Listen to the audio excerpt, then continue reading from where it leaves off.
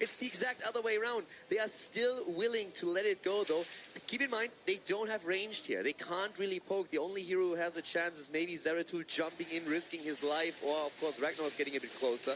They don't want to risk that. Instead, with level 10, they go for boss. Yeah, and you know, talking about the lack of range that exists on the side of Team 8, it really forces them, when they press the go button, they have to go, right? Yeah. There is no poke, there is no delay, see how this works out, but that kind of works for Team 8. That's what we've been talking about the whole time. Exactly. They have the go button no matter what the draft is. Like, they win together or they lose together, so maybe that meets their strengths. Yeah, exactly. They kind of have no...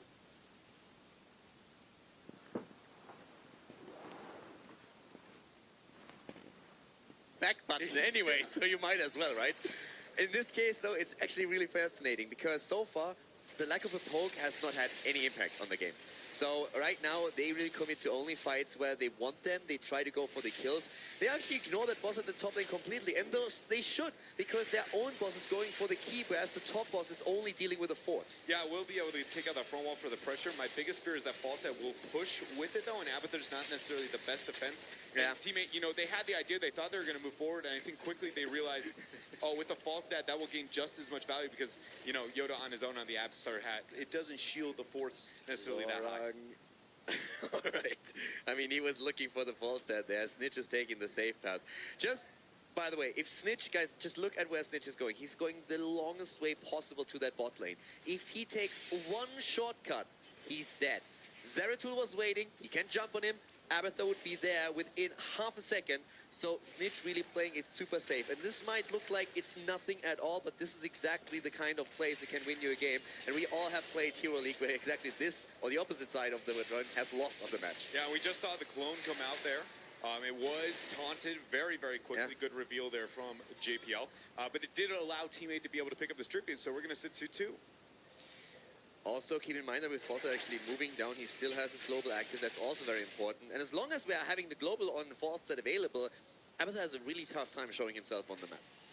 Yeah, it's going to be harder and harder. And Falstad is getting to the point where the season marksman's sitting almost at that 50%.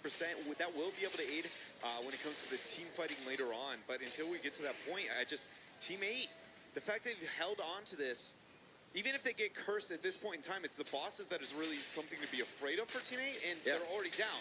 Like, a curse is not bad. Abathur actually stops a curse by himself, almost 2 lanes single-handedly. And so you're worried more about the boss plays that come after because Abathur is crippled there and you need to be the fight. But this is a curse that can happen with no bosses. Even if Dig gets this, I think Team 8 is going to feel very comfortable in their position. And let's not forget, yes, we have a variant and an Arthas to counter the Zeratul, but that Void Prison is still a beast to deal with. So Ragnaros with the follow-up. And then there's always that ETC, which was fantastic so far. There's the Molten Core. This is a curse tribute. At this point, they are going to look for the fight. And keep in mind, once they start to commit, they have to go in.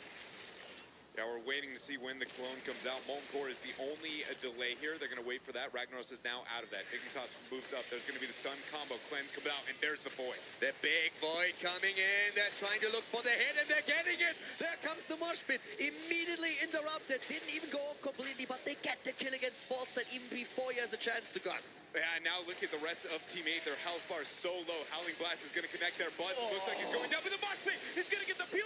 3 people are stuck in it. Can they get the kill? Prismat with 1. Zalia now with the last man standing here.